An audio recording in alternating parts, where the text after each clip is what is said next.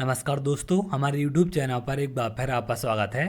मध्य प्रदेश अति शिक्षक भर्ती प्रक्रिया को लेकर आप लोग के लगातार बड़ी संख्या में कमेंट हैं। जैसा कि आप जानते हैं, अभी आपकी स्कूल चॉइस फिलिंग की प्रक्रिया चल रही है, तो स्कूल चॉइस फिलिंग प्रक्रिया को लेकर लगातार कमेंट देखने मिल रहे हैं। बहुत सारे अभ्यर्थी जो अपनी स्कूल चॉइस फिलिंग कर चुके हैं, उनके लगातार कमेंट हैं कि सर स्कूल चॉइस फिलिंग के बाद हमें क्या करना है, क्योंकि स्कूल चॉइस फिलिंग की प्रक्रिया कंप्लीट हो चुकी है, तो क्या इसके बाद पोर्टल पर कुछ और करना पड़ेगा या फिर आगे हमें क्या करना है, आगे की प्रक्रिया क्या होती है। इसके साथ साथ कुछ अभ्यर्थियों के ऐसे भी कमेंट हैं कि सर हमें स्कूल कब जाना पड़ता है, मेरिट हमें कहाँ से पता चलेगी, हमें कौन सा स्कूल मिला है, इसकी जानकारी हमें कहाँ मिलेगी। तो इन सब के बारे में एक एक करके हम बात करते हैं कि आगे आपकी स्कूल चॉइस फिलिंग के बाद क्या प्रक्रिया होती है, कब आपको स्कूल जाना पड़ता है और क्या क्या चीज़ें आगे आपको करनी पड़ेंगी। इन सब के बारे में स्टेप बाय स्टेप हम बात करते हैं। विभाग की तरफ से जो आपको जानकारी दी गई थी, अगर आप यहाँ देखें, पहले चरण के बाद आपका सेकंड चरण स्टार्ट किया गया है, जिसमें अति शिक्षक आमंत्रण की कार्रवाई आपकी की जा रही है। सबसे पहले साला विकल्प चयन हेतु रिक्तियां प्रदर्शित की जानी थी, जो आपकी की जा चुकी हैं। तो पहला स्टेप आपका कंप्लीट हो गया है। इच्छुक आवेदकों द्वारा साला विकल्प चयन करना, तो साला विकल्प चयन करने की प्रक्रिया अभी आपकी चल रही है और इसकी तारीख बढ़ाकर आपकी 13 तारीख कर दी गई है। पोर्टल पर भी इसका अपडेट आ चुका है, तो पोर्टल पर जाकर आप देख सकते हैं। जो पहले आखिरी तारीख आपकी 12 तारीख थी, अब इसे बढ़ाकर 13 तारीख कर दिया गया है। तो जैसे ही आप लोग की स्कूल चॉइस फिलिंग की प्रक्रिया खत्म हो जाएगी, उसके बाद साला विकल्प चयन के आधार पर मेरिट क्रम में साला आवंटन की जाएगी। तो जो स्कूल आप लोग चुन रहे हैं, उन्हीं में आपकी काउंसलिंग कराई जाएगी और उनमें जिस भी स्कूल में आपका मेरिट में नाम आएगा, उसके आधार पर आपका मेरिट क्रम में आपको साला आवंटित की जाएगी। और स्कूल का नाम आपको कहाँ से पता चलेगा कि कौन सा स्कूल आपको आवंटित किया गया है या फिर कौन सा स्कूल आपको मिला है, तो इसकी जानकारी भी पोर्टल पर आपके आ जाएगी। जो आपकी प्रोफाइल है उसी में इसकी जानकारी आ जाती है। अगर हम लास्ट टाइम बात करें, तो लास्ट टाइम इस प्रकार से आपका ज्वाइनिंग ऑर्डर प्रबंधन आपको दिया गया था, जिसमें यहाँ पर गेस्ट टीचर को जो साला मिली थी, उसकी जानकारी पोर्टल पर ही इस प्रकार से आ गई थी कि कौन सा स्कूल आपको मिला है।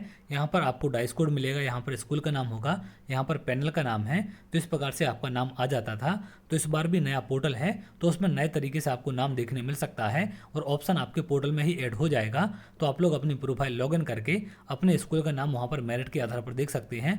जो भी स्कूल आपको मिलेगा उसकी जानकारी पोर्टल पर आ जाएगी और जैसे ही आपकी जानकारी आएगी, मैं अभी आपको स्टेप बाय स्टेप सारी चीज़ें बता दूंगा कि कैसे कैसे आपको अपना स्कूल देखना है। जैसे ही आपको मेरिट के आधार पर स्कूल मिल जाता है, उसके बाद आगे आपको क्या करना है, अति शिक्षक को दी गई साला हेतु जीएफएमएस पोर्टल पर आवेदकों द्वारा उपस्थिति हेतु रिक्वेस्ट दर्ज करना। तो जब आपको मेरिट के आधार पर स्कूल मिल जाएगा, उसके बाद जो भी स्कूल आपको मिला है, जैसे पिछले सत्र में इस प्रकार से स्कूल मिला था, तो यहाँ से इनको रिक्वेस्ट सेंड करनी पड़ती थी। इसी प्रकार से पोर्टल पर आपके ऑप्शन आ जाएगा, वहाँ से आपको रिक्वेस्ट सेंड करनी पड़ेगी।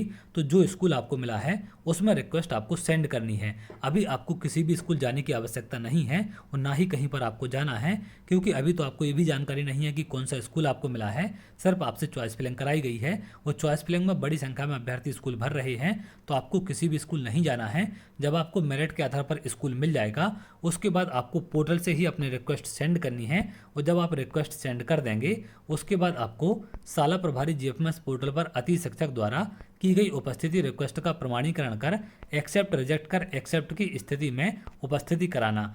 तो जब आप लोग स्कूल मिलने के बाद पोर्टल से रिक्वेस्ट अपनी साला प्रभारी को सेंड कर देंगे, उसके बाद आपको उस स्कूल में जाना है जो स्कूल आपको मिला है, या फिर पोर्टल में जो स्कूल आपको दिखाई दे रहा है, उस स्कूल के साला प्रभारी के पास जाकर वहां से अपनी रिक्वेस्ट को आपको एक्सेप्ट कराना है। तो जैसे ही साला प्रभारी आपके रिक्वेस्ट को एक्सेप्ट कर देंगे, उसके बाद आपकी ज्वाइनिंग वहाँ पर कंप्लीट मानी जाएगी। अब यहाँ पर हो सकता है कुछ डॉक्यूमेंट आपके चेक किए जा सकते हैं जो आपने पोर्टल में अपलोड किए थे, या फिर जिनके आधार पर आपका स्कोर कार्ड बना है, आधार कार्ड वगैरह भी आप लोग लेकर जाएंगे। तो इन सब बातों का आप ध्यान रखें। जैसे आपको स्कूल का आवंटन हो जाएगा, उसके बाद आपको पोर्टल से ही रिक्वेस्ट सेंड करनी है। रिक्वेस्ट आपको कैसे सेंड करनी है, इसके बारे में आपको सारी जानकारी दे दूंगा, तो उसे देखकर आप लोग रिक्वेस्ट सेंड कर सकते हैं। रिक्वेस्ट जब आपकी सेंड हो जाएगी, उसके बाद आपको साला प्रभारी के पास जाना है, साला प्रभारी से उसे एक्सेप्ट कराना है। एक्सेप्ट करते टाइम आपके डॉक्यूमेंट वहाँ पर चेक हो सकते हैं, तो डॉक्यूमेंट का आप ध्यान रखेंगे। अभी आपको किसी भी स्कूल जाने की आवश्यकता नहीं है। अभी आपकी स्कूल चॉइस फिलिंग चल रही है, जो कि आपका सेकंड स्टेप है। तो जैसे आपका सेकंड स्टेप कंप्लीट हो जाएगा, उसके बाद आपके मेरिट के आधार पर चयन सूची आएगी। चयन सूची आने के बाद आपको रिक्वेस्ट सेंड करनी है। रिक्वेस्ट सेंड करने के बाद आपको साला प्रभारी के पास जाकर उनसे उसको एक्सेप्ट कराना है या फिर उसका प्रमाणीकरण कराना है।